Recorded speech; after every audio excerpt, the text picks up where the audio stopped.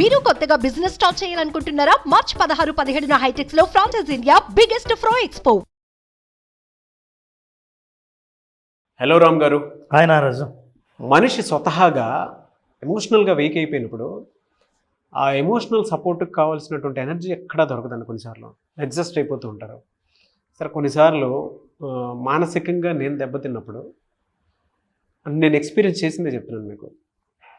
నన్ను నేను నిలబెట్టుకోవడం కోసం, నన్ను నేను లేపుకోవడం కోసం బాడీ కానీ మైండ్ కానీ సహకరించినటువంటి సందర్భాలు చాలా కోకొల్లలు.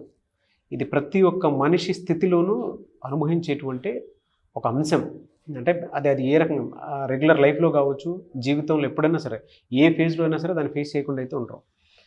కొన్నిసార్లు ఏమవుతుందనంటే, ఇప్పుడు నాలాంటి ఈరోజు కనిపిస్తున్నాడు కాబట్టి బయటపడ్డాడని అనుకోవచ్చు. నాకులాగా ఎక్స్పీరియన్స్ చేస్తున్నటువంటి వాళ్ళు స్టిల్ చాలామంది ఉన్నారు. నేను నా పాస్ట్ ఎక్స్పీరియన్స్ని అలా ఫేస్ చేశాను. అట్లా ఒక మనిషికి ఎమోషనల్ ఎనర్జీ ఎవరి సహాయ సహకారాలు లేకుండా బయటపడగలగాలి అని అంటే ఎలా? ఆ ఎమోషనల్ ఎనర్జీని ఎలా తెచ్చుకుంటాం? నిజం చెప్పాలంటే నారాజు, ఈ ఎమోషనల్ ఎనర్జీని ఉత్సాహం అనొచ్చు. ఏ తిండి తింటే ఉత్సాహం వస్తుంది అంటే అది తినడం వల్ల రాదు అని మనకు అర్థమవుతుంది. మనిషికి ఉత్తేజము, ఉత్సాహం రెండు పూర్తిగా మానసికమైనవి. మనం ఎప్పుడైతే శక్తి అంటామో శరీరం గురించి ఆలోచిస్తాం. జనరల్గా శక్తి మనకు ఆహారం నుంచే వస్తుంది. ఏం తిన్న తర్వాత కొంచెం శక్తి రావచ్చు. ఎంత శక్తి వచ్చినా ఎమోషనల్ శక్తి రావాలంటే, ఎమోషనల్గా మనం అంటే భావోద్వేగపు శక్తి రావాలంటే అది వచ్చేది ఆహారం నుంచి కాదు, మనసులోంచి రావాలి. చాలామంది మెడికల్ ప్రొఫెషనల్స్ కానీ ఎవరైనా సరే ఫుడ్కి సంబంధించి ఆ సైన్స్ మాట్లాడే వాళ్ళు ఎవరైనా సరే, డైటీషియన్స్ కానీ, ఎండోక్రైనాలజిస్ట్ కానీ, వాళ్ళు చెప్తున్నది ఏంటంటే మనిషికి ఉన్న శక్తిలో 70% ఎమోషనల్ ఎనర్జీ, 30% ఫిజికల్ ఎనర్జీ. అంటే నువ్వు ఏదైనా ఉత్సాహంగా ఒక పని చేయాలంటే, నిన్ను నువ్వు ప్రోత్సహించుకోవాలంటే, ఏదైనా సరే సాధిద్దామని ముందుకు వెళ్ళాలంటే దానికి కారణం కడుపు నిండా భోంచేయడం కాదు. అప్పుడు నీ క్యాలరీస్ చెక్ చేస్తే బాగా హై ఉంటాయి. కానీ మానసికమైన శక్తి ఉండాలంటే, మానసికమైన ఉత్సాహం ఉండాలంటే అది ఎమోషన్స్ ద్వారానే సాధ్యమవుతుంది. ఎందుకు చాలామంది ఎమోషనల్గా వీక్గా ఉంటారు? ఎందుకు కొంతమంది ఎమోషనల్గా ఎనర్జెటిక్గా ఉంటారు?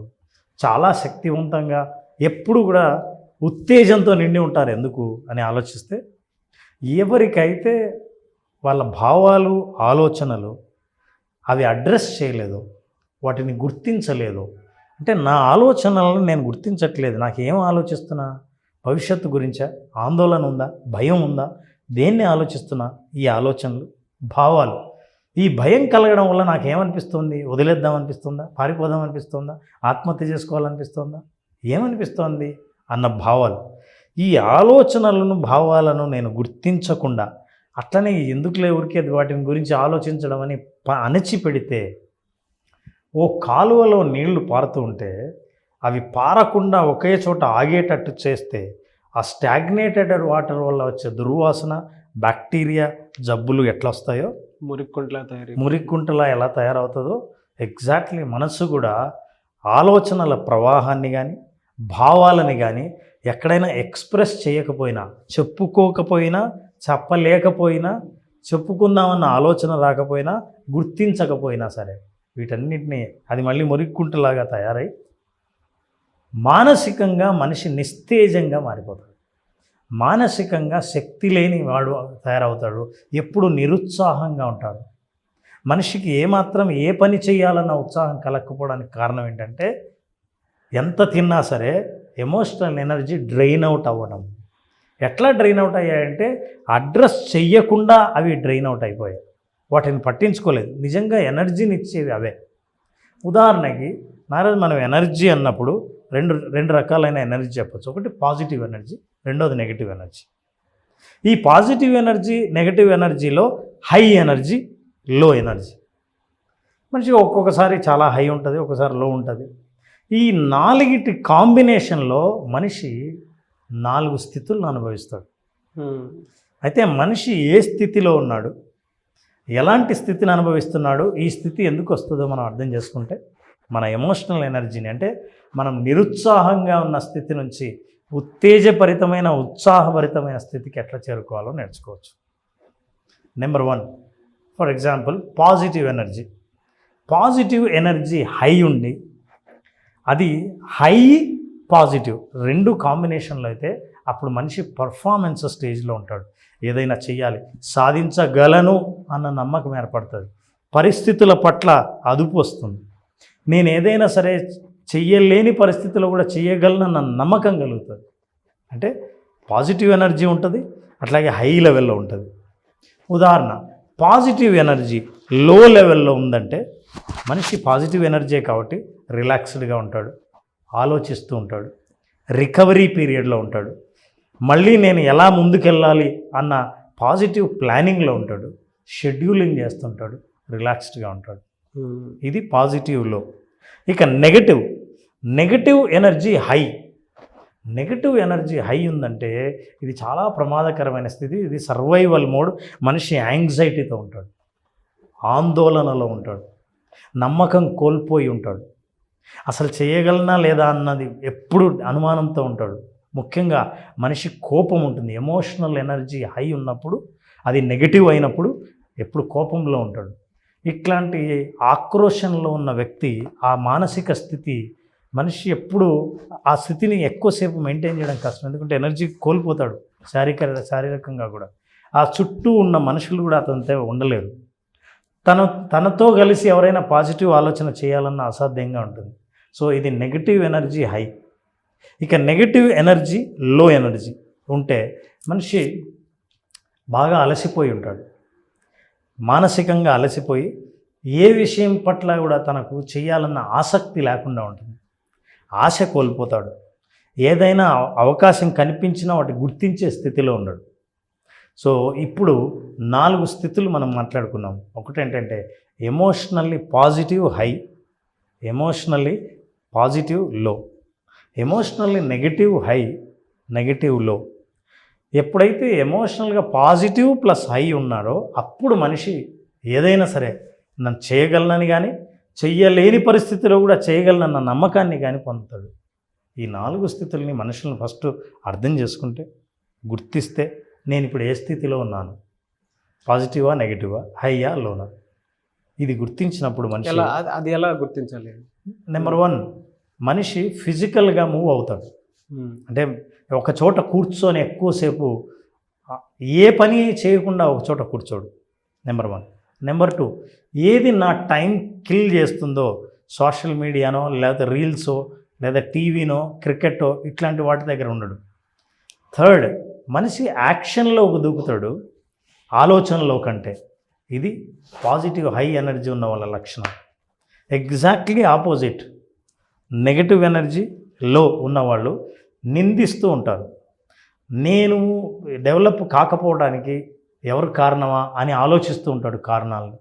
ఇది నెగిటివ్ లో, ఒకచోట కూర్చొని ఇంకేం చేయాలని అనిపించకపోవడం.